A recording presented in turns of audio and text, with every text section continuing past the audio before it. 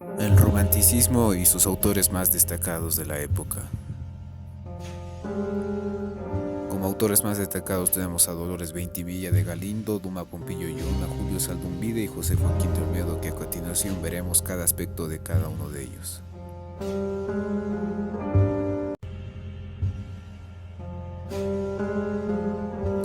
Comenzamos con Dolores de Veintimilla.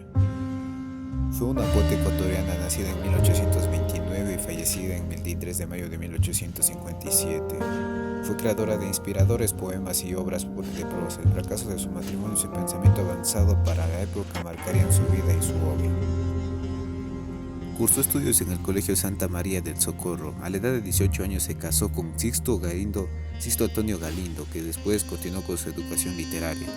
Su esposo lo abandonó y fue entonces cuando se dedicó por completo a la vida literaria, donde se entregó a la escritura y a la literatura, donde ahogó sus penas y su soledad y el sufrimiento que sentía. A los 27 años murió debido a que se tomó un vaso que contenía cianuro.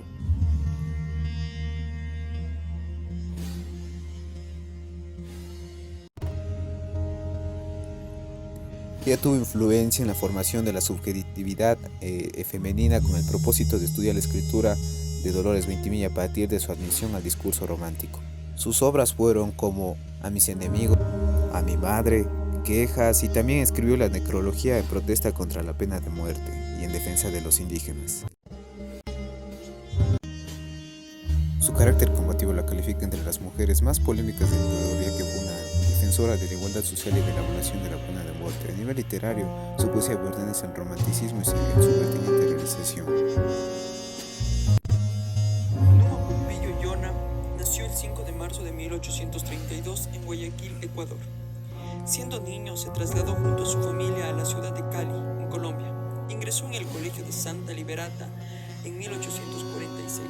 Se mudó a Lima, Perú, para estudiar jurisprudencia en la Universidad de San Marcos, en donde en 1852 alcanzó el título de abogado, y poco después se doctoró en jurisprudencia y derecho internacional.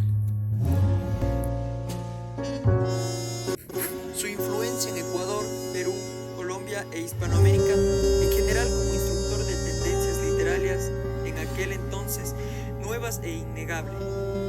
En la historia de la lírica ecuatoriana, su obra representa el eslabón intermedio entre el neoclasismo de José Joaquín de Olmedo y el modernismo finisecular. En su obra poética destacan 100 sonetos nuevos, interrogaciones, Los caballeros del Apocalipsis, Noches de dolor en las montañas. Ecuatoriano, uno de los más distinguidos representantes del tránsito del romanticismo al modernismo. Esta línea filosófica y excesivamente declamatoria en la que entretejió en enigmas filosóficos con cuestiones religiosas y morales en un tono pesimista se describe en sus libros. Julio Saldumbide, un poeta de origen ecuatoriano nacido el 5 de junio de 1833, destacó en el romanticismo, en las obras clásicas y el neoclasicismo. Fue una de las figuras más conocidas de la literatura ecuatoriana del siglo XIX. Se dedicó por completo al mundo literario y llegó a escribir profundamente. Lo hizo en diferentes géneros y estilos.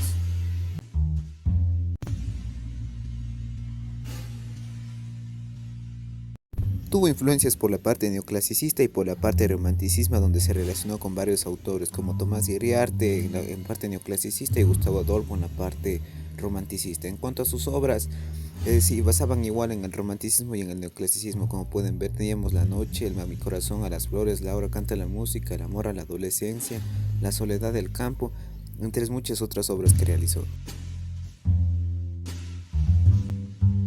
El leitmotiv de Julio Saldumbide estuvo siempre presente en su padre, ya que se murió muy pronto y él siguió sus ideales políticos, lo que llevó a practicar activamente en este ámbito, en el ámbito político, y los movimientos que él tenía era el movimiento neoclasicista y el romanticismo, que eran sus principales referencias literarias al momento de realizar sus obras literarias. José Joaquín de Olmedo nació el 5 de marzo de 1780 y falleció el 19 de febrero de 1847. político y escritor ecuatoriano. Nació en la ciudad de Guayaquil, Ecuador. Realizó sus estudios en el Colegio de San Fernando de Quito. Posteriormente viaja a Lima para estudiar en la renombrada Universidad de San Marcos de Lima, donde logró graduarse de abogado. Luego de obtener su título, José Joaquín de Olmedo vuelve a Ecuador, en donde se desempeñó como abogado de la Audiencia de Quito. Regresó a Ecuador con el fin de aportar al proceso conocido como la penetración guayaquileña e independencia de Guayaquil. La influencia de José Joaquín de Olmedo aparece en que retornó a la ciudad de Guayaquil para comenzar, en compañía de otros leales de los pensamientos emancipadores, la planificación y conseguir la independencia de Guayaquil, la que se llevó a cabo en fecha de 9 de octubre del año 1820. Entre sus obras más reconocidas están La Victoria de Junín, Canto a Bolívar, Canción al 9 de octubre y Alfabeto para un niño. José Joaquín de Olmedo se involucró en la política de lleno, ya que él era abogado y quería lograr ejercer la justicia, que lo demostró considerando la independencia de Guayaquil, donde tiempo después él fue proclamado presidente de Guayaquil. En la era colonial española, Olmedo se destacó como gran orador en las Cortes de Cádiz, con el fin de lograr la abolición de las mitas, por lo cual su movimiento era la Ilustración e Independencia americana. Conclusión, estos autores lograron marcar una gran historia con sus poesías, sus ensayos, sus ideologías que defendían todos los derechos de las personas. Todos estos formaron parte del romanticismo ecuatoriano, un estilo único que surgió gracias a Dolores Ventimilla y los otros autores que lo complementaron para así lograr dejar una gran historia que contar en nuestro país.